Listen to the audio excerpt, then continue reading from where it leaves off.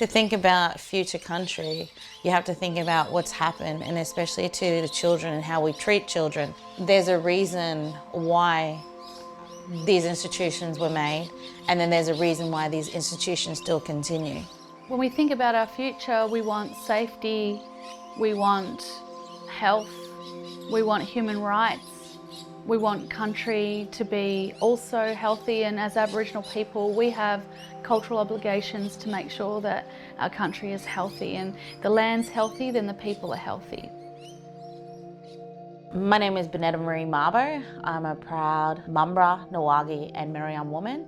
I'm an artist, I'm an activist, I'm a creative in many different ways. I'm a mum. And I'm Megan Cope, Nunakul Nugi woman from Quandamooka country, just not too far from here, and I'm a visual artist. For the Country Road and NGV Commission, I'm creating a work that speaks to the 1865 Industrial and Reformatory School Act.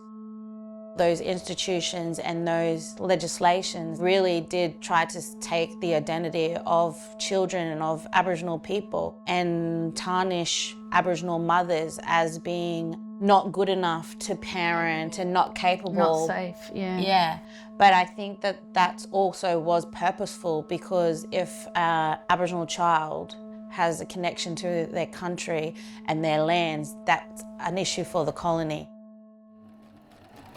You know, that's what I think is really significant about Netaree's work, because even though it talks about, you know, traumatised landscape and traumatised systems, or systems that traumatise people, you know, through that it creates the space of us to actually look at what care is needed and what the future and what our land and peoples need.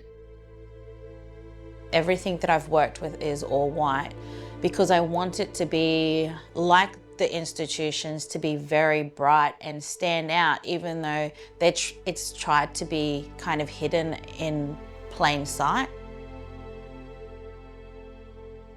Every little part of these dolls is very significant. Even the use of white is layered. When you think about these institutions and the missions, it was about Christianizing, and when we think about white, we also think about innocence and purity and all these like laid things, and the installation serves as a kind of memorial for all those children that died in those institutions or lost their identities in those institutions.